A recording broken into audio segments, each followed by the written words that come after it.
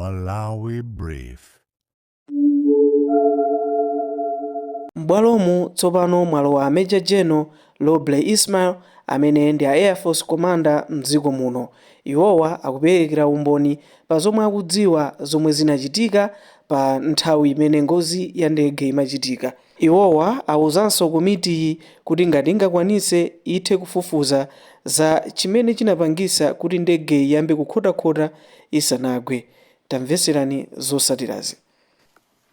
Aircrafts to be equipped with these components as they wish, as those states wish. Otherwise, it is not a mandatory requirement for operation of this particular aircraft, except for ICAO rules, IATA rules, where companies or airlines use aircrafts for passenger or commercial use. This one is a requirement. No airplane can fly without a flight recorder. It is not allowed. There are these rules between that are given by ICAO and IATA. IATA is an organization that looks after passengers. ICAO is the civil aviation rules and regulations. So there are rules, Chicago, ICAO, and IATA. ICAO and IATA emphasizes on the installation of a flight data. Now for military, why we do not consider this as a requirement for us to operate is one, an ELT, as I said, it will only emit a signal at impact. Now, for security reasons, if, for example, we are in the field and we crash, a crash landing, that signal will go out and everybody will be able to pick it up. And we'll say, oh, now the enemy is at this place. And another thing is that that ELT, apart from the automatic position, it has a manual position and off position. On off position, that's where we put it because we did not need it. But on manual, you can take that component, it has an antenna. You pull out that antenna. If you are lost, for example, in case of Chikangawa, for example, if there was that component was working and there was a survivor, one would pick it up and start a meeting. We would do, for example, that's why I went straight to the base and be in the tower. We could pick up that signal and talk to that particular person. So you know our friend is at this place. Alas, this thing was not working. Our helicopters, all the helicopters and all the aircrafts, they are equipped with an ELT. A working ELT would not have any challenges locating where that crash has happened. We had the equipment, yes, but we couldn't do anything. I mean, it's very difficult to understand this. For security reasons, I wouldn't say we have so many aircrafts that are just standing there, but not serviceable. They may be airworthy, yes, but not serviceable. Airworthiness and serviceability are two different things. So, through you, Chair, I believe that I've answered the question from the Honorable. Yeah, Honorable Chair, I wanted to know if the offices of the President and the Vice President were made aware that the ELT's battery was down, was not working, to allow them to be able to make informed decisions as to whether to procure the services of the Donia or not. Thank you, Chair, through you, Honorable. Thank you for that question. As I said that this was in 2006 that this quotation was submitted. Normally, our belief is that the headquarters, our headquarters, is always in contact with the Ministry of Defense, the Ministry of Finance, Treasury, because they are the ones that give the money. So all these quotations normally, because they also need Forex. So we believe that these are not the only requirements that we submitted for support. Servicing of these aircrafts have been there for years. We've been crying for servicing of these aircrafts. I would request through you, Chair, we have in Parliament a Defense and Security Committee, right? A Committee of Defense and Security.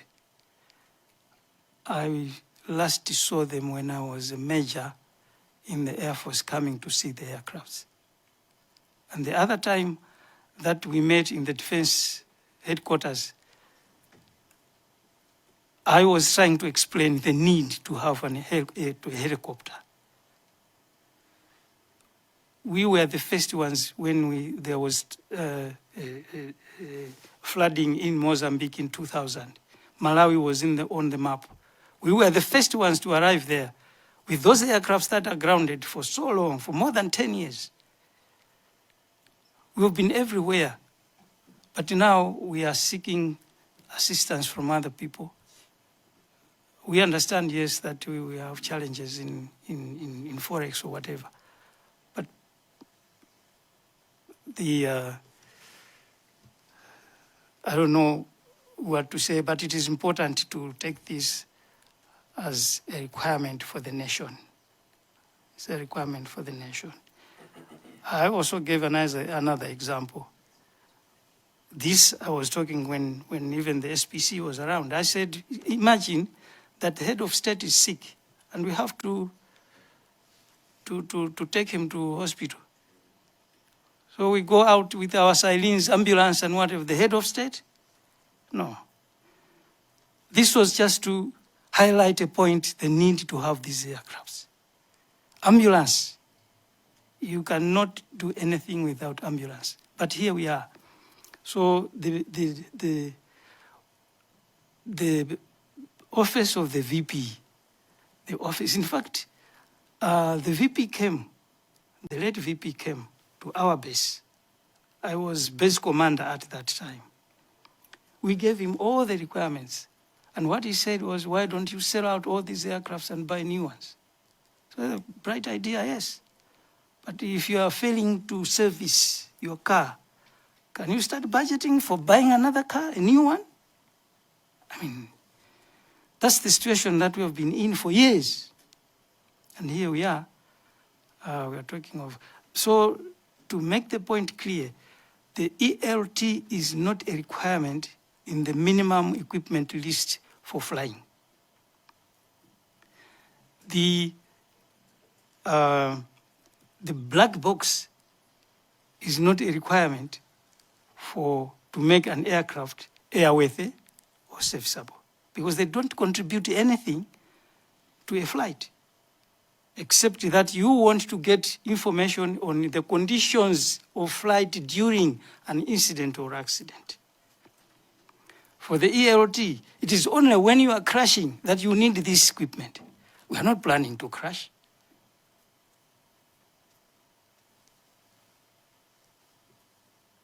Through you, Chair, I think... Major General, are you suggesting that the former Vice President knew that the Donia 228 did not have an ELT, did not have the black box, when you've indicated that he came and inspected the base and advised you to dispose some of the platforms we have to buy new ones? Is that an insinuation that he knew? Thank you, Chair. What I'm trying to say, he did not come to inspect the aircraft, but he came to visit.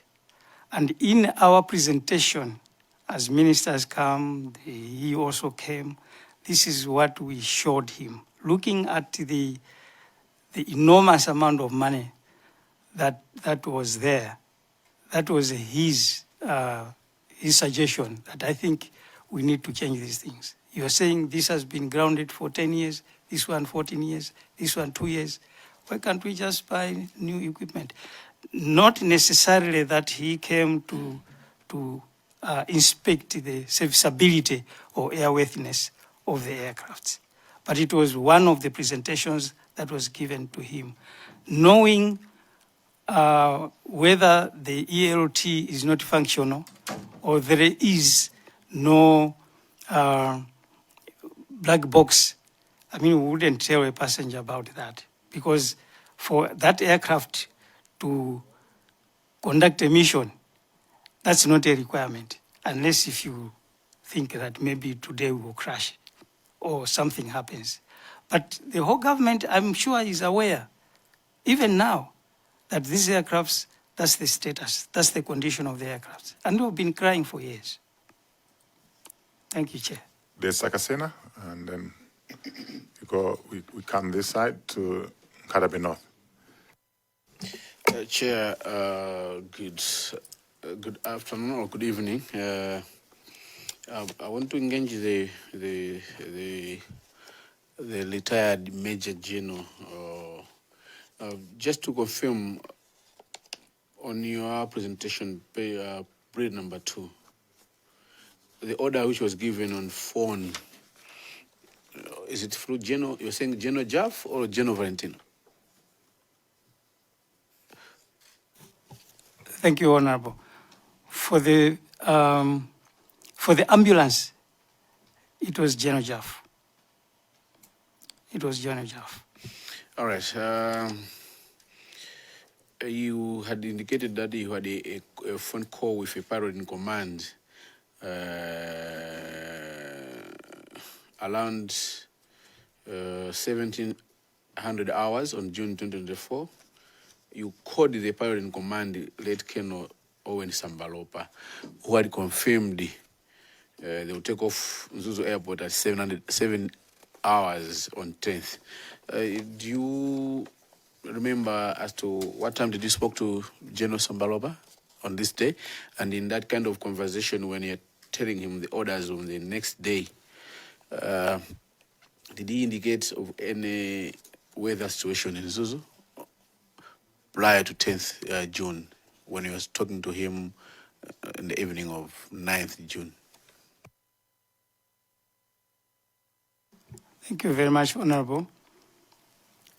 When I talked to him on 9th, when they landed at Mzuzu, he told me that the flight to Mzuzu was not, the weather en route to Mzuzu was not clear. It was cloudy. And then, thank you. On your page 3 of your presentation, at 7:48, 10 June 2024, aircraft landed at Kia.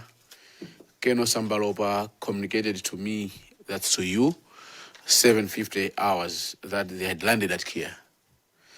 Prior to, on the 9th, he told you that when they're landing in Zuzu, the weather was not clear.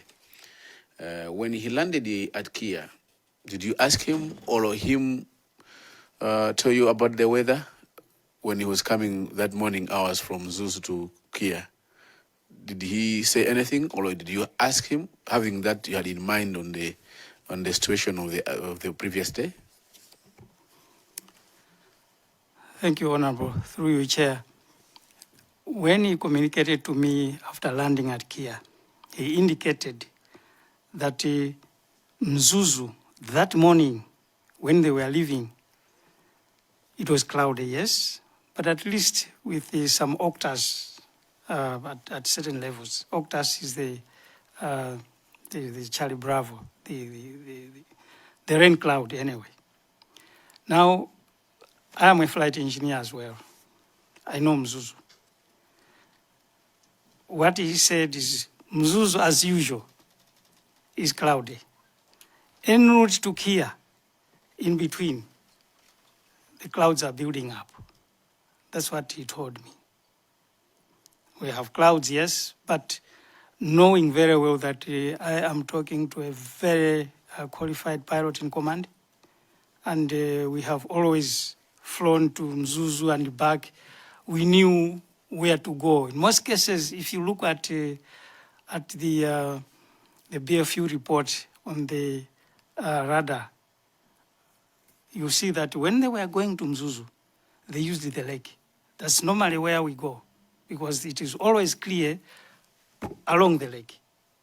Now what happens is when we fly there, we arrive close to Mzuzu, we always focus on Ikwendeni. Is that called Ikwendeni? Then from there you see an opening, and the road is our road mark. We look at the road, and now we know that once I take this road, I will arrive north of Mzuzu Airport. So Mzuzu, in months like this one, it's never clear. It's never clear. There's always cloud at certain levels. Thank you so much. I'm glad that you have, in your response, you have referred to BFU reports, because that's where I was going.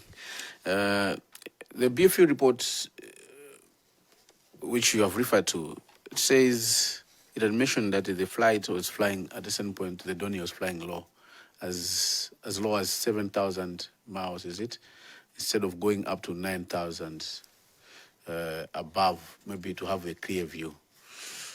So you're saying you are the engineer, you have flying that Donia before. Do you have any idea why the flight was flying that low? Thank you, Honorable. Through you, Chair. Actually, I'm a flight engineer on the helicopters, not on the Donia. However, from BFU report, I don't know whether we'll be talking on BFU report, but if you look at the BFU report, you will notice that when the crew submitted their flight plan, the flight plan requested to fly throughout at 9,000 feet. Why was 9,000 feet safer? Is because the level of your octaves, your level of your cloud is always below 9. That is one reason. The next reason is that radar, for clear radar to pick you, to be able to see you where you are, is around that level. Below that, up to 7,000 feet, below that, no radar can pick you. That's why when they arrived in Mzuzu, what happened is they were flying high and low, but always, most of the times, below 7,000 feet, which means no radar could pick them up. That is one. Two, they were in the mountains. That impedes the signal, radio signal, from the tower to you. So there are two issues that contributes to this challenge. One, the level of flight. Unfortunately, there was no first survivor, we have no survivor, to ask them, why did you leave? You requested for 9, and you were given 9,000 to fly straight to Mzuzu. Why did you change to 1 to 7,000? And then why did you leave the course, arriving NASA, diverted about 3 nautical miles away from the point NASA? Why was this ABCD? Why these loops and whatever? I don't think, Chair. Okay, Chair, I have 2 more questions. The last one, before I go to the last one. Sorry. Just on your question. Yes. On your question, I want to weigh in on your question. So you are a flight engineer. What do you make of these irregular flight maneuverings that were happening after it had crossed, is it Kasungu, NASA Point? What you, as an engineer, apart from the attitude, yes, we understand, you have explained, but these maneuverings, going in circles, in loops, what do you make of this? What would be your views? Thank you, Chair. Unfortunately, I may not be able to, because that's where the whole issue is. That's where things started to go wrong. And that's where the investigation has to zero in. That's the whole issue.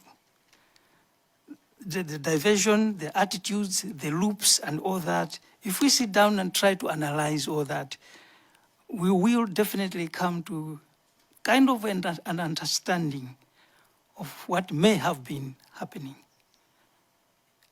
This would be hypothesis anyway.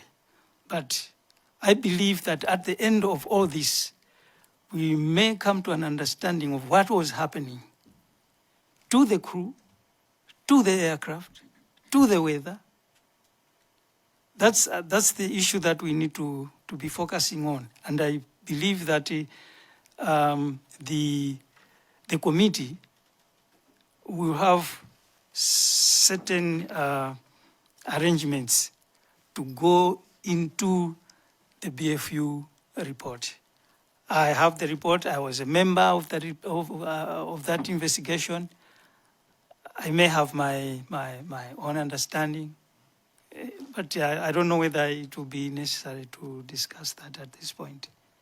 Thank you. So I give back the floor to Desakasina to wind up. If anybody has a follow-up questions, let's ask those after Desakasina has exhausted these questions. Thank you so much, Chair. Page 5 of your presentation, 11 June 2024. You were saying at 300 hours, the Air Force Search and Rescue Team departed Lilongwe for Chikangawa. I want to understand, this 300 hours, is it 3 a.m. of 11? So the search, you went there at 3 a.m. What was happening before that? They landed at Kia last night around 6. Now, these are people who are flying from Zomba to arrive at Kia. We had to go pick them up. We had to have our own briefing, because in the military, we always work on orders and briefings. You are here in Lilongwe. Yes, they would ask, why are we here? What's our mission? So they came to the base now. We had a briefing looking at what has transpired so far. We are looking at the 20 nautical miles, 37 kilometers north of Mzuzu, to understand exactly. Because at one point you would see that people are concentrating in Chikangawa. Why Chikangawa and not 37 kilometers north of Mzuzu?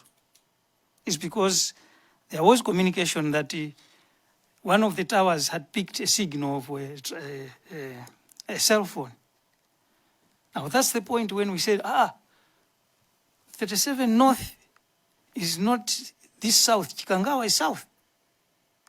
So we had to turn to Chikangawa now and start. All that information was supposed to be given to these guys who are coming from Zomba to marry up with the crew, technicians and engineers from Lilongwe, and to drive now to. So we had to find fuel for that. Where would they go? It's called in Chikangawa, Akagona Kuti.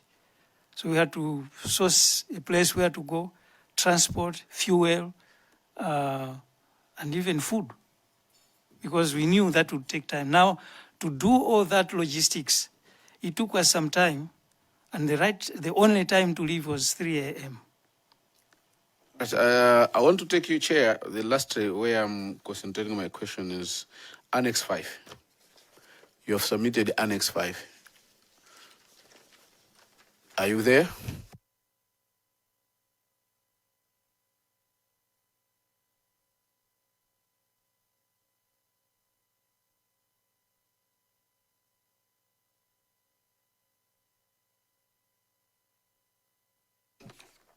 I am there.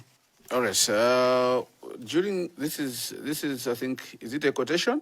Is a quotation for Donia 228/208K, dated 1 September 2006, and I think the one who was receiving it was a commander of Malawi Defense Force. This time we were in the US, you were at the air wing?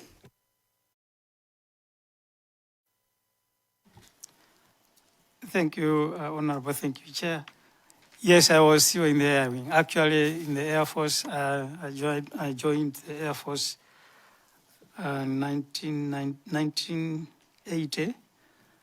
I started working as an engineer in 1984. So all this time I was there, I have worked with General Mark Chiziko, with all the rest of the commanders that have served the MDF. But I was a young officer then. So this quotation, which the MDF sourced, it was addressed to which commander? Who was the commander in that time, and who was the commander-in-chief?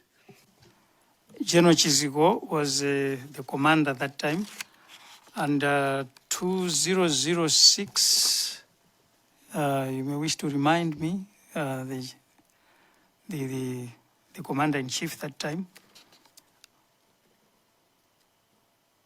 Okay, it must be. You may wish to remind me. 2006, who was the president?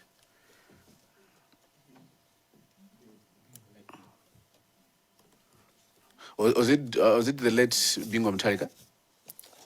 2006, probably, yes. And who was the commanding officer at the air wing? It's General Mtende.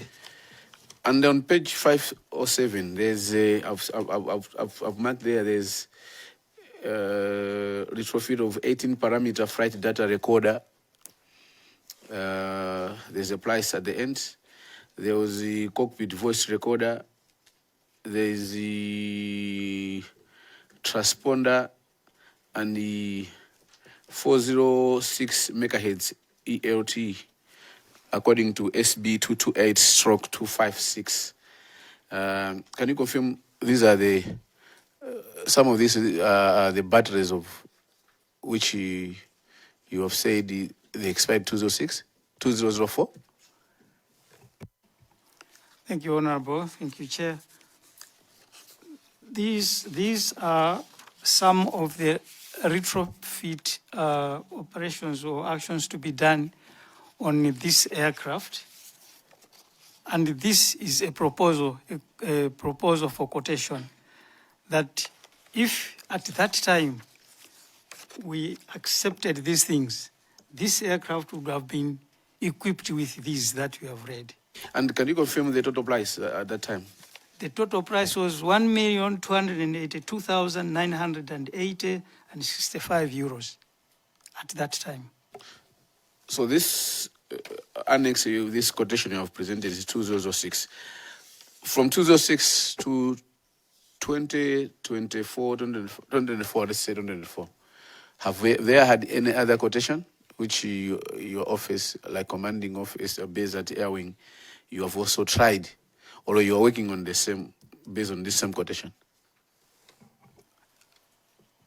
Thank you, Honorable. This was just, I took hold of this just to show to the committee that this thing was not part of the, or was a component that was not working from this time that we have been, the first quotation was submitted. All along every year there have been requests for quotations, and I think now they have just said, no, I think we are no longer going to give you quotations. 2006 to date, I mean, even if it was my shop, I would say, no, please, save my... Chair, I think that's all from the Legacy. So we have Yadabwa North, and we go to Mwanza Central, then Molanj, and then Lilongwe Mudi. Chair, thank you very much for giving people of Yadabwa North to ask some questions. Major, I just have two questions. On bullet number 10, aircraft information. You said it had no known historical background of serious failure. Are you there? On your representation. So my question comes, can you provide the logbook of the said Donia, the logbook that shows maintenance progress, maintenance report of the logbook? Is it there or not? Secondly, I was coming to as an engineer, aircraft engineer. You introduced it to us that you are an aircraft engineer, but not for the said Donia, but for the helicopter. On the list of Annex 5, I see there's a lot of things which is needed here, which was supposed to be bought and fixed in the airplane. And then the same airplane is calling VVIP. So as an engineer, were you on the position to allow VVIP to board this plane? Thank you.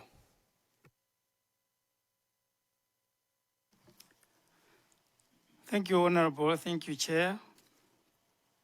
I will start with the second part of your question, Honorable. That would it be right to allow this aircraft to fly with these items that have been mentioned?